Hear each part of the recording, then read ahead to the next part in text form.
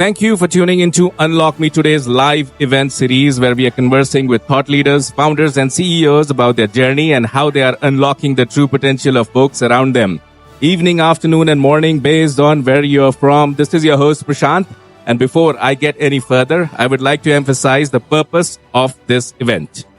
We aim to unlock the true potential of folks who are in constrained environments, maybe not able to get enough time to connect to their role models, maybe unable to break through their extremely preoccupied mundane life, or maybe the internet buzzwords are adding friction to harness positive changes. No matter what the reason may be, there is value in staying towards the end of this event. Today's topic and discussion is harnessing design thinking and digital excellence with Prasanna Balasubramanian, founder and CEO of Akira Analytics and Consulting Services. A bit about Prasanna. A seasoned professional with 2 decades of experience in large-scale operations, digital transformation, and process excellence. He has diverse industry exposure across healthcare, automotive, banking, software, BPO, telecom, and financial services. A problem solver and facilitator, Prasanna has driven innovation and process improvement initiatives for global Fortune 500 companies like Singtel, Philips, Accenture, Infosys, Renault, Nissan, UBS, and ONGC. His international assignments span France, Philippines, Hong Kong, Singapore, Zurich, London, Japan, Oman, Poland, and the United States. A certified design innovation leader and a Six Sigma Lean Master Black Belt. Prasanna, welcome to the event. How are you doing today? I'm doing great, Prashant. Thank you so much for your time. And thanks for the time for all the participants who are here. It's my privilege to be a part of this show. Absolutely, Prasanna. It's a privilege for all of us because this is where we're going to talk about something what everybody should be knowing is design thinking.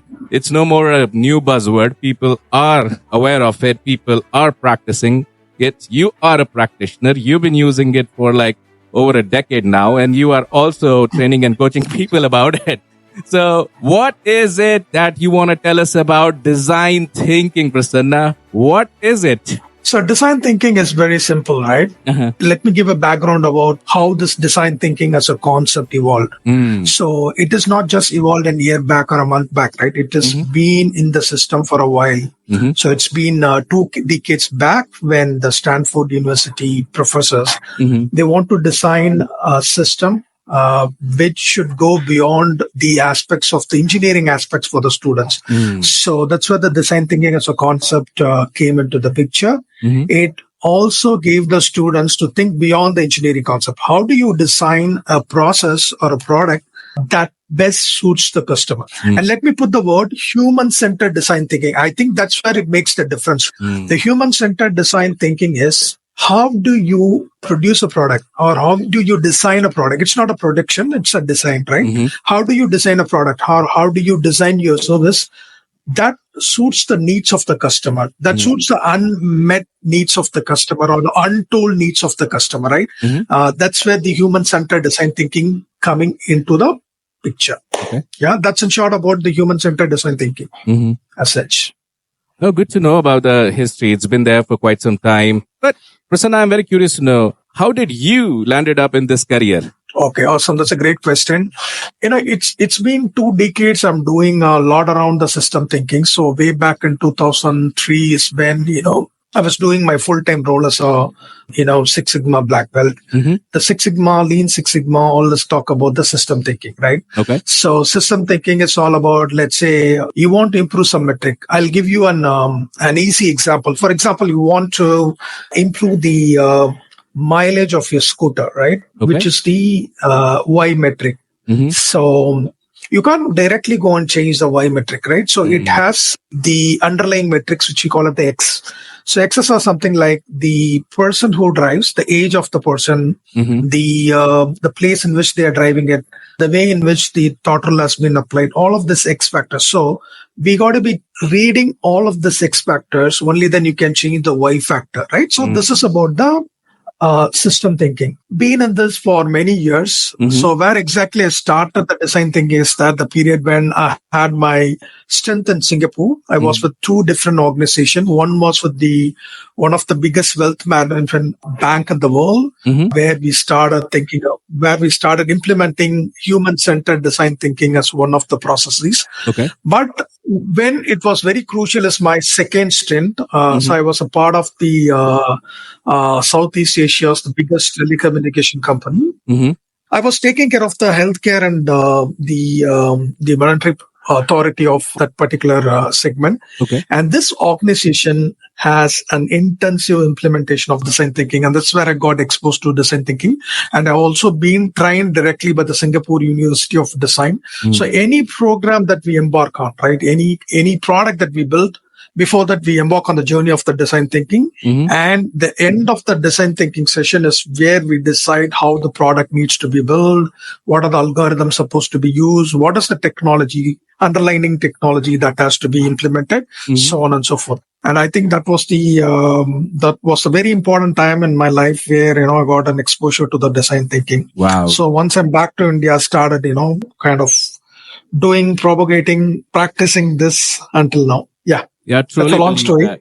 Long story, but you know what? I truly believe that people who are passionate about what they are doing, they get the maximum results. And you getting into it, delving into it, getting the right education with the right experts in the right territory builds that whole 360-degree environment where you can definitely evolve a lot of businesses around you. So great thing. Thanks for sharing that. And you know what? We always hear design thinking in normal business concept, right? Like, as you gave an example of the automobile, if you have to increase the mileage of the automobile, can you give me some kind of examples, relevance in daily life, how we can just incorporate that and then get better?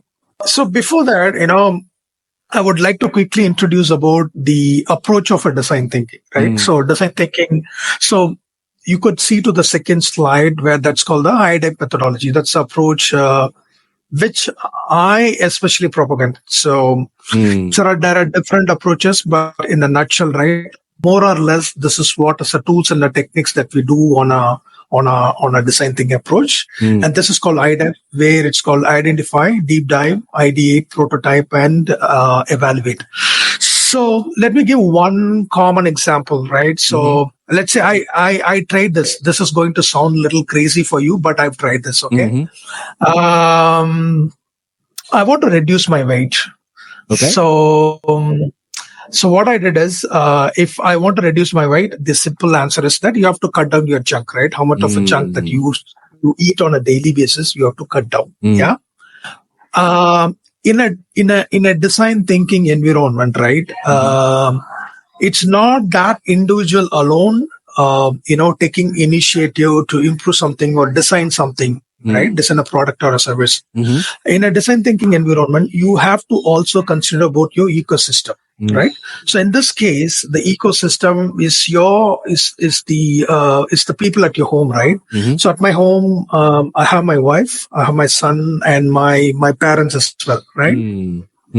So the Ideation methodology, first thing is you need to identify what is the problem. So you need to kind of write down a proper problem statement. So my problem statement here is to reduce my weight. So I need to cut down the junk food, right? And kind of do a deep dive. A deep dive is a place where, you try and find your proper stakeholders. We talk about the primary, secondary, and the support stakeholders. It could be anybody, right? The primaries are the people who are living closer to you. Like I said, the family members, right? The secondary are the stakeholders. For example, I have supermarket down. Right? I go and buy all kind of snacks and, vegetable snacks, all that from that. So it's a secondary stakeholder, right? And your support stakeholders. It should be other people who's been a part of this journey. So that's a deep dive, right? You understand your stakeholder. Then comes understanding the voice of the stakeholder, right? So you need to speak to them and understand what is the behavior of this person, of the behavior of that particular problem that you're trying to solve, right? And then we come up with different personas. So I'm just giving an example, right? Sure. And then comes with then ideation, which is the third phase, right? And then you come up with a lot of ideas. And once you come up with a lot of ideas, then it goes to a stage where you also can prototype that idea. If it is a product, you have to prototype the product. If it is a service design, you have to prototype the service design. So what I did here is, along with my ecosystem, with my stakeholders, I made sure that, all the junk food is not before me, first of all, because I want to cut the junk, but I don't want to really cut down the joy that my family members enjoy by having that junk food, right? So what we decided between me and my family members is they should not be keeping the snack in front of the table, which is quite visible, right? So I'm kind of eliminating from my ecosystem, so they're gonna keep it somewhere inside the kitchen. I'm just giving you a common example, right? So that's the prototype that we did, right? And let's say this is a service design, right? This is not a product design, but this is a service design. And then I kind of evaluated this entire process. Is this working? I might have to take kind of a corrective action, right?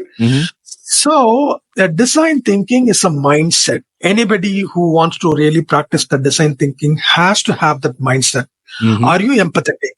Are you collaborative? And are you open? Are you ready enough to do many experiments, right? Because it's not a linear thing, like I said, right? And it is a kind of a converge diverge thing, right? So anytime you kind of a circular, you go, you get your feedback, you've been so agile, you come back, you make the changes in the product or the services, then implement, and then finally you go to a stage where you meet the ideal product or a service. Yeah. Hope that makes sense. Absolutely. And this is a very personal example. I was able to visualize that when you were saying that you asked your family members to keep this stuff little away, because, whatever is our active workflow, wherever we are getting into our room or working on our desk, and if there is some distraction, which is not what we want, then we have to take it away. So, yeah, thanks. A small thing, but that's how big accidents are also stopped, right? That's how you deflect big accidents. That's how you get big innovation done in an environment which is constrained. So, thank you for sharing that, Prasanna. Prasanna, can you please share some real life examples of it as well? Like this was like a personal example, but some real life business examples. What's going on? How are people using design thinking? Yeah. Absolutely. So I can talk about some product examples. So currently I'm intensively working with product companies to kind of imbibe the design thinking principles. So I do two kind of assignments. One is the pure design thinking session where, we identify the problem statement. Once we identify the problem statement, we kind of jump into the entire IDEP methodology, and then you have the prototype, and the teams go back and kind of implement and then make the changes accordingly, right? So in a recent transaction with one of the product companies, an agri company, the two problems we tried solving. One is the new product penetration into an SME segment. So that's all the problem statement. So the team gathered, and that's a problem statement, and then we kind of deep dive into that product and see why the product is not able to be launched by that particular company. And then we kind of analyze different banks to see if that particular product exists in that bank, right?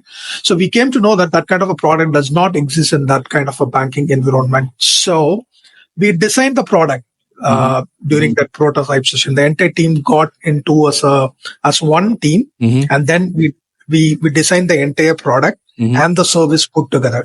So product in the sense, who are the customers, right? Who are the end users? So what does that product package consist of? How much of the loan services that's supposed to be offered to the customers? And then the service comes into the picture. So how this product will be delivered. So you have a product, and if you want to deliver the product to the end customer, then you should have all the ecosystem, right? Right from the time the customer arriving to your organization, then what are the papers that needs to be signed, different verification that has to be done, and what is the technology that you use currently to make sure that the risk assessments are done, so on and so forth. So the end-to-end service and the product has been designed, and then we evaluate it, right? The next stage is that I also work on a principle that I also go and coach the teams until this product has been implemented and this product has reached the end customer. Yeah. This is one of the real-time example that I work currently, very recent one I'm talking about. Okay. And that's where you validate that while designing the solution, whatever hypothesis you had, how are they coming in action? Are they adding value? Is it true? Is it false? And then take it back to the drawing board and then add value there. Yeah? Exactly. And Prashant, I need to touch one more thing, right? Sure. The beauty of design thinking is the three factors, right? Threefold factors. One is the desirability factor, right? Let's say when you do the interviews with the customer, you try and understand the customer. You go closer to the customer, and you should also reflect what the customer feels. It's not about saying, right? It's about feeling, right? So this feeling comes through different factors. You can interview the customer directly. You can interview the surroundings. Like I said, right? Prasanna want to cut down the junk food. So their primary stakeholders are their family members. So I need to understand from the family members what is the urge for him to eat a lot of junk. Absolutely, right? Yeah. So that's a desirability factor, right? And second thing is that if you want to design a product or a service, you need to also understand, is there a feasible technology available currently? Or the feasibility of the future is possible, right? So feasibility is also one of the driving factor. Third is the viability, which is it financially viable for you to make the product with that cost? For example, let's say you want to design a phone, right? And you have a budget of 20,000. And when you do a design thinking exercise, you understand there are 100 different requirements from the customer. So customer has desires. They'll have plenty of desires, right? So you can't be able to give everything with the cost of the 20K, right? I don't know, many folks from different regions joining. So let's say $200 worth phone, right? And so we can't give everything with that $200 worth with all the features that the customer is asking for, right? And that's where you have to also evaluate that the product or the service that you're going to deliver is a subset of all of this: the desirability, the feasibility, and the viability. And that's what we call it as a sweet spot for innovation. And that's where the spark of innovation happens in any service or the product company. Makes total sense. And with the feasibility, I just had another clarifying question. So what if the solutions are already there? So we leverage them instead of just creating them, or how does it work out? I think that's a very good question. Okay, if the solution already exists, it's like again, it's not a linear equation when it comes to design thinking, right? It's a iterative process, right? So let's say in this case, hypothetically, there is a solution exists for the problem that you are trying to solve, right? But who would evaluate if the solution works or not? It's just the end customer, right? So obviously you have to take this solution to the end customer, and the end customer are the one who are going to give you feedback, right? So you collect the feedback, see if that working, if that works or not, and then you come back and then make the necessary changes. So that's where, we always say that mindset, you have to be iterative, you have to be agile in nature, you should be experimental in nature, right? Only then you can actually enjoy the full benefit of a design thinking, the human-centered design thinking in specific. Hope that answers your Absolutely, your it question. answers and also spurs up a lot of questions. But I'll just ask folks here. So folks, all the listeners, how are you feeling? Are you getting what you were looking for? Give me a cheer here. Okay, there you go. Give me a thumbs up if you're liking this conversation. Okay, that's how we get to know that our audience is engaged. So, Prasanna, when we have this iterative approach, right? So many of the times what happens is team members have different sentiments in different phases. Sometimes they are very supportive of an idea, and then they learn that this did not work out. They come back. Sometimes some team members might be a little demotivated as well. Sometimes they might not be able to think at all. So what kind of tools or approaches, design thinking provides so that they unlock their thinking process and generate like hundreds of ideas so that they can move to the next level? Okay.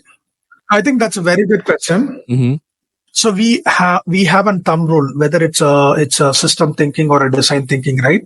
No idea is a bad idea. Correct? Right. So when you get into an ideation phase, you should give an environment to the folks out there to generate as many ideas as possible. Right?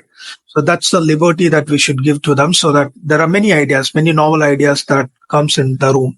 And then you have different tools to evaluate those ideas, right? One simple tool is that the effort versus the output, right? How much of an effort that you put to get the certain output. So high effort, high benefit, or low effort, high benefit. So based on these tools, then you can pick and choose the best idea. So in a way that, this process very beautifully works, that, you give that liberty to the people to generate ideas, and you give the freedom to voice out their ideas. And then scientifically, you have a tool, a place where these ideas are evaluated. And then you can, kind of take the top 4 or 5 ideas, and then, you can decide how you want to prototype them eventually. Right. And that's how it works. Yeah, that's what, this is a very good way of doing it, because if you are able to categorize your idea in a way which is related to the outcome, business outcome, that's a very practical way of doing it. And once again, reminder for the folks to raise their hands if they have a question, and we will continue as we go here. So, anything else, Prasanna? Day-to-day life, we had one example, but sometimes people find this terminology as very foreign terminology. Like, if you can give like very, very, very, maybe very day-to-day life, because for me, design thinking looks like a problem-solving, innovative approach where we are looking at the feasibility, we are looking at the desirability, and we are looking at the viability of the solution, and the sweet spot is where the innovation is coming up. So how else we can leverage it? Give the audience some kind of takeaway, what they can go practice and then get some quick wins. Yeah. Okay.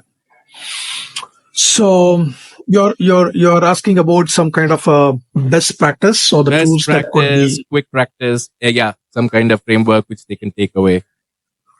Okay. So see, there are a lot of frameworks available currently, in the market. And there are a lot of tool sets also available, right? So, design thinking is not a cookbook, right? So you follow, you get this output. So design thinking comes with certain tools and techniques. So it's up to the practitioner to pick the right tool sets and the techniques to solve the problem. Yeah. And like you said, there are places where we call it as a, double diamond. The process itself is a double diamond, right? If you take about a system thinking, it's more about a convergent thinking process, right? When I say convergent thinking process, it's more towards being more analytical, accurate, you being more logical. And then I was talking about the Y and X, right? So how do you correlate? So we use regression, correlation, a lot of statistical tools as well, right? But design thinking is not as convergent as we speak now, right? Okay. Design thinking is a slightly, not slightly, it has to be an out of box at some places. So definitely the divergent thinking process also comes into the picture, right? Okay. When you talk about the divergent thinking process, it's about being curious, being experimental, being agile, being nimble, all that factors comes into the picture, right? So, design thinking is a beautiful blend of the convergent thinking and a divergent thinking. If you look at that IDEP methodology, is very beautifully, designed in such a way that, it first, converges and then diverges. Then it converges, it diverges, and then it converges. So that's how the entire process happens. Understood. So, yeah. So it's a combination of both a divergent thinking and a convergent thinking. Where you have to diverge, you need to diverge, and where you have to converge, you got to converge. Right. Hope that makes sense. Yeah, and also, do you practice, and also, like people also who are curious to learn more about this whole approach, I know as a practitioner, you also conduct programs. So do you talk about these approaches and frameworks in your program as well? Absolutely. So I conduct programs for the corporates. That's a totally different program available. I also work with the top consulting houses to do this program. Mm-hmm. And second thing I'm also doing is when we decided to go back to India, that's mm-hmm. my hometown is Chennai. Mm-hmm. The first thing that I thought about is giving back. So giving back in the sense, giving back to the society. Mm-hmm. So the first place I thought where I should give back is the student community. Mm-hmm. So currently I'm also focusing to do this in colleges, to make sure that the design thinking as a concept has been imbibed. The seed has been sown on the minds of those young people. So once they are out on the job market, right? Mm-hmm. They're ready with all the skills which they're supposed to have in competing in the current most competitive job market. Mm-hmm. And Prashant, to answer your question, I'm also planning for a public session. I haven't thought about how is the structure, so on and so forth, but definitely I'm going to come up with some program, a short program. Mm-hmm. If not the complete 2 days, the folks would, don't have time to participate. A couple of hours program where we can have people to join there, and then I can have a brief session about the design thinking and the different tools and techniques. Haven't I thought about it, but definitely once I structure the program, happy to share it with the community. Oh, that's very good, because see, any information, any knowledge from an expert who has been practicing it with real people, real product, real consumers, real customers, it's of great value add. So folks, follow Prasanna here on LinkedIn so that when he calls out his program, you are getting notified about that as well. And do not hesitate to DM him, ping him, connect to him on LinkedIn. Right. So Prasanna, this is very important, giving back to the community, because most of the times I have seen that people only tick. And right. So having a thought process, a temperament of giving back requires a lot of patience, not just time. Because when you're giving back, you have to make sure that you're still being thoughtful, you're still adding value, you are not cutting corners out there. And students, who are the foundation of tomorrow's, is the right thing to do. And just a reminder here for anybody who has a question, raise their hands. Okay, good. I just keep reminding people so that they don't forget that we have an option to raise hands and ask questions to Prasanna. So, all right, Prasanna. So we spoke about a lot of things here. And folks, there are 3 slides which are there in the comments section of this audio event. If you go there are 3 images. If you go to the post, you can save it, take a screenshot of it, and keep it handy. Now, what exactly is the digital excellence part here? Listen, we spoke about the whole approach, about the design thinking, which is a very thorough process, and digital excellence. You want to add into that? See, digital excellence, digital is becoming one of the inevitable solution for any industry for that matters, right? Mm-hmm, mm-hmm. So most of the design thinking assignments that I take currently, I think digital as one of the solutions is becoming inevitable, right? People are looking at how the product reaching. For example, right, recently I've done a session for a agro fintech company, right? Mm-hmm. They are making sure that how the digital adaptability is faster with the farmers. Mm. So this is the rate in which the digital adoption has been it's been rapidly improving in the context of India currently. Mm-hmm. Right? So it becomes like a inseparable solution when it comes to any kind of design thinking programs that we do currently. Mm-hmm. This is very interesting. It's so agnostic of any domain. This approach is, when we talk about digital, we talk about agri-tech, or we talk about hardware products in hospitals, at airlines, or anywhere, everywhere. And this is very interesting to know. Yeah. Yeah. See, I want to share one of interesting session that we did. So, one of the problem statements that we were discussing during my recent assignment is to make sure that how the farmer use the app, right, for their loans. But the download rate of this app is not encouraging for that organization. Okay. And I'm going to put a little bit of a quality context here. So instead of doing this as a big project, in fact, we did a 5 analysis. I don't know if you heard about the 5 analysis. So we were trying to dig deeper why the farmers were not able to download it, right? Then we came to a point, we found that not all the farmers are having a modern phone. Right. So that was quite interesting exercise with that recently. Yeah, man. So is this 5 like why? Like why? Yeah. Okay. You need to ask 5 why until you come to the root cause. So we were asking 5 whys, and then the root cause was that all the farmers were not having a modern phone to download their app. Got it. And then so what do you do now? Other questions like why don't they have, or what do we do now? Got it. Okay. Yeah, exactly. Interesting. So this is very interesting, Prasanna. Very, very crisp approach. And in this, it's difficult to learn the whole thing here in this 30-40 minute of session here. But folks, follow Prasanna here so that you can stay tuned and updated about his upcoming program. And Prasanna, this is great. I am excited. And folks, everybody out there, give me a thumbs up. Give me a cheer here that you are liking this conversation. And we are almost towards the end of this event, Prasanna. Like we scheduled it for like 40 minutes. What are your closing notes, Prasanna?